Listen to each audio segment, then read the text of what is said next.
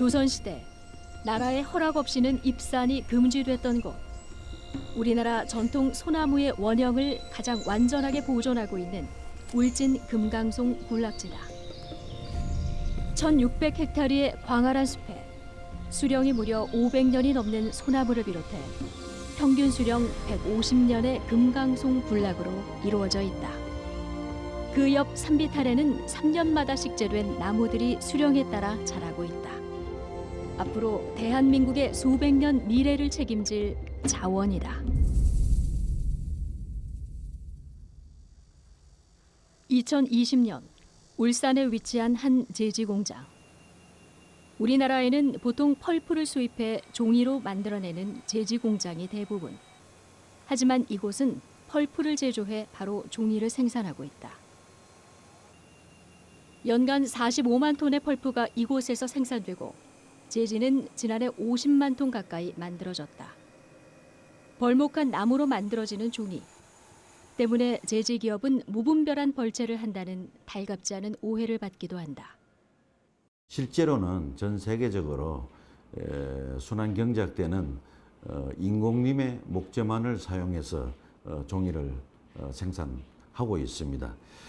이러한 이유로 인정하는 조립 목재만을 사용하도록 KFCC 산림 인증 제도가 운영이 되고 있습니다. 저희 회사는 국내에서 KFCC 인증을 받은 종이 회사로서는 유일한 회사입니다. 제지를 건조하는 과정에서는 증기가 필수. 보통 그 과정에서 LNG나 벙커스유를 쓴다. 하지만 이곳에서는 기름 한 방울 쓰지 않고 건조 에너지인 증기 100%를 충당하고 있다. 그 건조 에너지는 나무가 원자재다. 우드칩을 펄프로 만들어내는 과정에서 생성되는 흑액을 쓰는 것이다. 목재를 일정 크기로 잘라 약품으로 삶게 되면 펄프와 리그닌으로 분리되는데 여기에서 나오는 천연 추출물이 흑액이다. 흑액은 불에 잘 타는 성질이 있어 석유를 대체하는 천연 자원으로 이용된다. 국내에는 잘 알려져 있지 않지만 선진국에서는 이미 친환경 신재생에너지로 널리 활용되고 있다. 공장에 필요한 전기 에너지의 절반과 건조 에너지인 전기를 100% 충당하고 있습니다. 흑액 활용으로 인한 이산화탄소 저감은 연간 80만 톤 정도이며 이는 소나무 1억 3천만 그루를 심어야 얻을 수 있는 온실가스 저감 효과에 해당합니다. 3억 년 전 석탄기라고 불리는 이 시기에는 박테리아가 존재하지 않았다. 쓰러진 나무들은 썩지 않고 그대로 퇴적됐고 오랜 세월 열과 압력을 받아 석탄으로 변했다.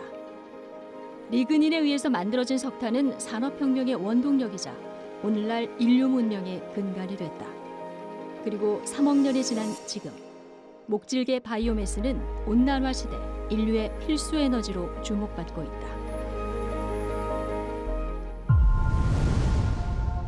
한반도가 하나로 이어져 있듯이 남북의 산림도 하나로 이어져 있다. 기후변화와 미세먼지, 산림 병해충의 남하, 남북 공유하천 주변의 산사태로 인한 피해 등 이런 것들은 남과 북 어느 한쪽만의 문제는 아니다. 한반도 산림 생태계 복원이라는 비전을 갖고 문을 연 남북 산림협력센터. 이곳에서는 온대 중북부 기후에 적합한 묘목 10종을 생산 관리하고 있다. 수종마다 생육 환경이 다른 만큼 최첨단 양묘 기술로 키워진다. 자라는 동안 나무는 이산화탄소를 흡수하고 다 자란 후에는 탄소를 저장해 환경 보호를 하게 된다. 남북 산림협력센터처럼 국산 목재로 지어진 건축물은 우리 땅의 탄소를 보존하는 저장고 역할도 하게 되는 셈이다. 남북 산림협력센터는 국산 목재를 저희들이 64%를 활용을 해서 지었고, 그리고 우리나라도 내부적으로 85%가 외국에서 들어오고 15%를 자급하고 있어요. 그래서 이 국산 목재를 잘 쓰는 것이 우리 산림 환경도 좋아지고 또 우리 산주들의 어떤 소득이나 이런 부분도 하게 되고, 그다음에 이제 그 경제림을 또 이렇게 만드는 하나의 계기가 되는 거잖아요. 국산 문제 수요가 많아지면 많아질수록 경제림을 육성하려고 하는 산주들의 욕구가 많아지는 거니까 뭐 그 부분에 대한 소득 향상, 그다음에 일자리 창출, 뭐 일석삼조의 일이 국산 목재를 활용하시는 겁니다. 국산 목재로 만든 것을 생각하면 보통 가구 정도만을 떠올리기 쉽다. 하지만 국산 목재는 건축용으로 이미 매우 훌륭한 수준에 다다랐다. 건축용 목재를 만드는 건조 과정이다. 벌목한 낙엽송이 건축 자재가 되기 위해서 먼저 거쳐야 하는 과정인데 보통 4일에서 5일 걸리는 이 건조 작업은 원목이 수분을 머금고 있는 양인 함수율을 낮춰주는 작업이다. 제재한 원목의 함수율은 약 35% 정도. 그대로 사용할 경우 뒤틀림이나 갈라짐 등이 발생해 건축 자재로는 사용할 수가 없다. 제재목을 건조기에 120도 정도의 건조기에 4일에서 5일 정도를 건조하게 되면 함수율이 15% 정도로 떨어지게 되고요. 자연 상태에서 양생을 하게 되면 함수율이 8%에서 12% 정도로 감소하게 돼서 내부에서 송진 유출이나 갈라짐, 비틀림 등을 방지할 수 있어서 좋은 건축재로 사용할 수 있습니다. 함수율을 낮춰 가볍고 단단한 목재로 만든 후에는 미래의 콘크리트로 불리는 CLT, 구조용 집성판으로 만들어지게 된다. 일반적인 집성재와 달리 나뭇결을 서로 직각으로 교차시키는 방식으로 쌓아 접착하는 CLT. 나무에 휨과 뒤틀림이 없고 가로와 세로 방향 모두 압력에 강해진다. 튼튼한 내구성과 단열성, 친환경성으로 다른 건축 소재에 비해서 많은 장점을 가지고 있다. 불에 약하지 않을까라는 의문이 들 수도 있지만 CLT 목재는 건축법 기준을 충분히 충족시키는 내화성을 갖추고 있다. 영주에 있는 5층 목조 건물인 한그림 목조관에 사용된 보호부재인 CLT의 내화 성능 실험 영상이다. 지하 1층, 지상 5층인 한그림 목조관을 짓기 위해 통과해야 했던 내화 성능은 2시간 동안 1000도가 넘는 화염 조건을 견디는 것이다. 2시간이 흐른 뒤 겉은 까맣게 탔지만 안쪽 부분은 온전하게 남아있는 것을 확인할 수 있다. 우리의 편견과 달리 오히려 콘크리트가 열에 약하다.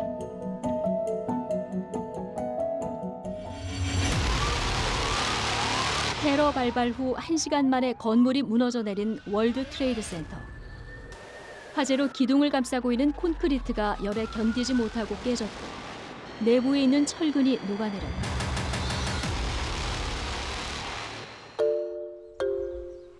이런 이유로 사람들은 CLT를 미래의 콘크리트, 진화한 건축재라고 부른다. 특히 열 손실을 줄이는 부분에서도 CLT는 탁월한 성능을 나타낸다. 같은 나무로 지어진 집이라도 옛날에 지어진 한옥과는 차원이 다른 신세계를 열었다. 한옥을 이와 같은 방식으로 측정을 하게 되면 한 10이 넘어가는 굉장히 기밀성이 떨어지는 집인데 CLT로 지어진 거는 개인주택 같은 경우는 대상지가 너무 적긴 하지만 지었던 곳은 한 0.6K 정도 패시브하우스 수준으로 지었던 사례가 있습니다. 강원도 화천. 3월의 끝자락이지만 이곳은 이제 봄이 막 시작되려는 참이다. 경사가 심하고 구불구불한 길을 따라 들어가기조차 쉽지 않은 전형적인 한국산의 지형. 지금 한창 벌채가 진행 중이다. 벤 나무 중엔 썩어서 가치가 없는 것도 있고 가구용 목재로 쓰임직한 나무도 보인다. 하지만 대부분 얇고 구부러져 건축 용도로는 적합하지 않은 것들이다. 밑둥을 잘라베어 비탈 쪽으로 쓰러뜨리면 잔가지를 자르고 기둥을 토막내는 식으로 역할이 분담돼 진행된다. 경사가 높은 산자락이니 나무도 당연히 곧게 뻗지 않았고 작업은 이렇게 나누어 해도 쉽지 않다. 그렇기 때문에 23헥타르 면적에서 진행되는 벌채 작업은 2개월 동안 꾸준히 진행된다. 여러 종류의 나무들이 섞여 있지만 이곳에 가장 흔한 것은 굴참나무. 골이 깊게 패일 정도로 껍질이 두꺼워 비가 새지 않고 보온성이 좋아 옛 산골집의 지붕 재료로 사용되던 굴피의 주인공이다. 하지만 2020년 이 굴참나무가 쓰일 곳이 과연 있을까?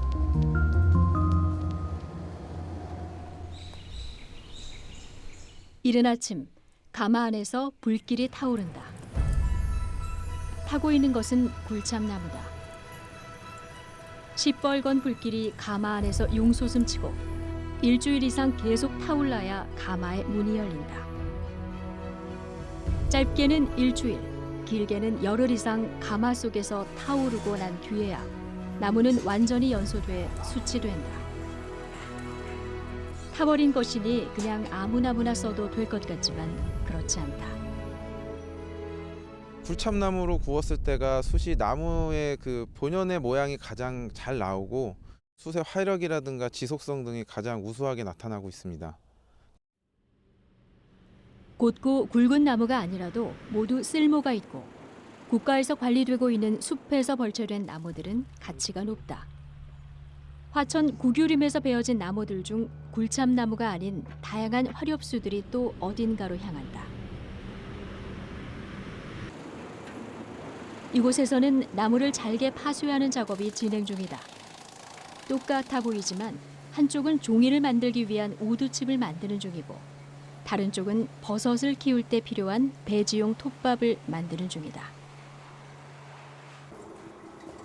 버섯을 키우는 배지에 사용되는 톱밥은 국산보다 중국산이 훨씬 저렴하다.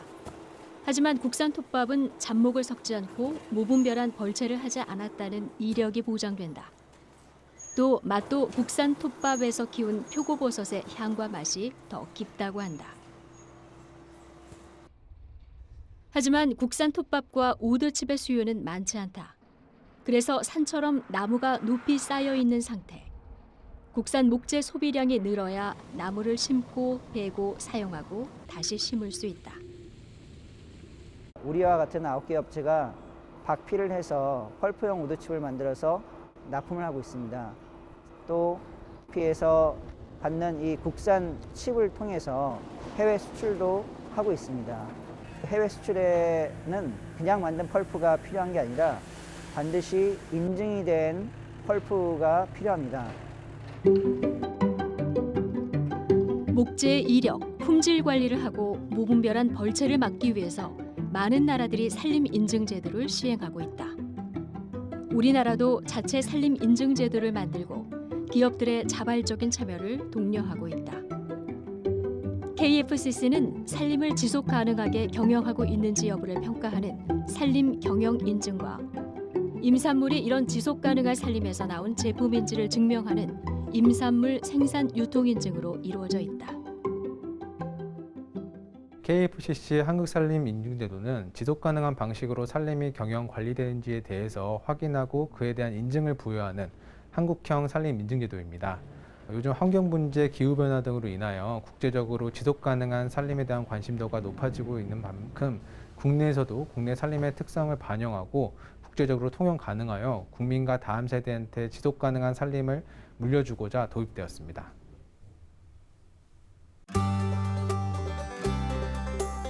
정부기관에서 경영하는 산림이라 해도 산림 인증을 통해 객관적으로 평가를 받고 있다. 무조건적인 보존이나 일괄적인 벌채가 아닌 밭을 경작하듯이 나무를 심고 베어내고 다시 심는 과정이 반복되는 것을 의미한다.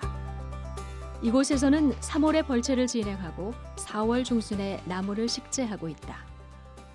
전체 조립 면적은 11.1헥타로 계획 추진 중에 있습니다.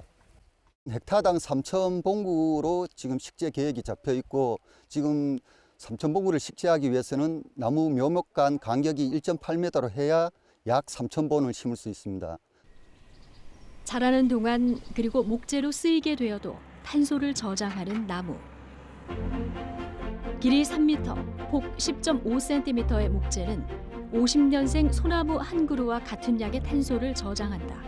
목조주택을 건축하게 될 경우 탄소 방출량도 4분의 1에서 3분의 1로 현저히 낮다.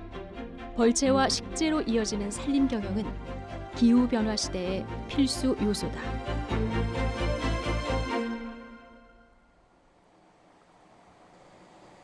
목재를 더 많이, 더 다양하게 사용해야 할 필요성은 또 있다.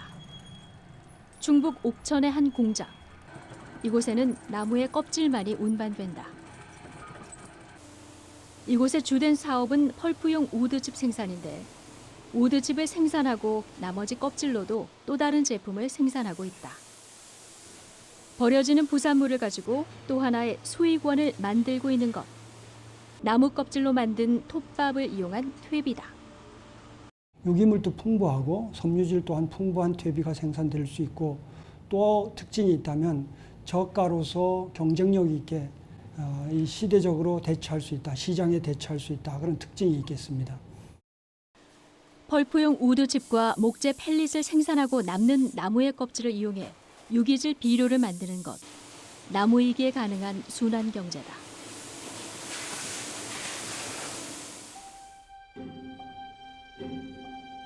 충주 인등산 자락. 이곳에는 40여 년 전 국내 기업에서 조성한 자작나무 숲이 있다. 이곳 역시 지속 가능한 산림 경영 인증을 받아 관리되고 있는 숲이다. 새싹이 피어나는 이른 봄. 1년에 한 번 기업에서는 이 숲에서 자작나무 수액을 채취한다. 그리고 그렇게 추출된 자작나무 수액은 화장품으로 만들어진다. 정제수 대신 나무의 수액을 사용하는 것. 정말 나무는 뿌리부터 잎, 그리고 나무 안의 수액까지 버릴 것이 하나도 없다. 자작나무 수액 같은 경우 무기질, 미네랄, 비타민 등등 많은 영양분들을 머금고 있다는 특징을 갖고 있습니다. 영양감과 보습감은 물론 빠르게 흡수되고 빠르게 진정시켜주며 산뜻한 마무리감을 주는 제품이라고 보시면 됩니다. 70년대 말 헐벗었던 국토를 푸르게 만들기 위해 심었던 나무. 세월이 흘러 숲은 울창해졌고 기술은 발달했다. 나무는 원래 가치보다 훨씬 더 다양하게 사용되고 있다.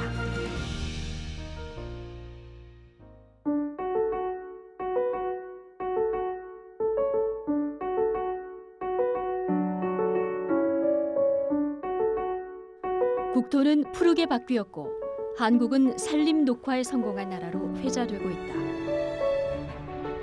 강원도 양양의 한 고규림.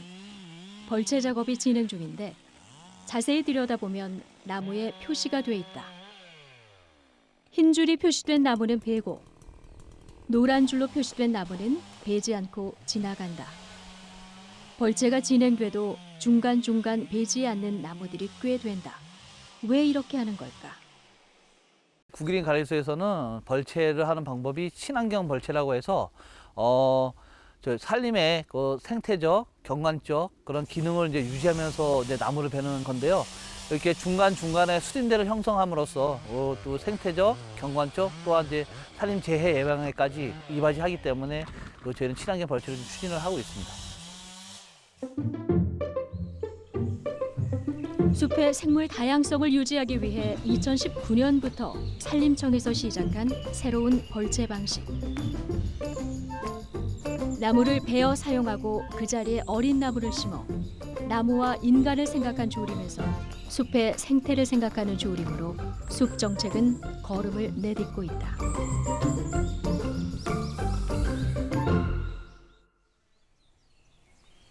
충북 영동의 한 숲. 수령 30년에서 35년이 되는 낙엽송들이 숲 안에 가득하다. 나무와 나무 사이의 간격 조절을 하기 위해 나무를 베는 작업이 진행 중이다. 이렇게 해야 목재의 부피를 성장시키고 가치를 높일 수 있기 때문이다. 수십 년을 가꿔온 숲. 산림을 조성하고 가꿔온 입장에서 이들은 한 가지 난관에 봉착해 있다. 국내에서 생산되는 목재의 공급에 따라서 그만큼 수요가 이루어지지 않고 있습니다. 그래서 우리 숲 같은 경우에도 그 한국 산림 경영 인증이라는 거를 받았는데요. 인증을 받은 숲에서 생산되는 목재들이 향후에 아주 좋은 가격과 좋은 품질로 시장에서 그 높은 가치를 좀 인정받을 수 있게 이런 제도들이 좀 활성화되었으면 좋겠고요.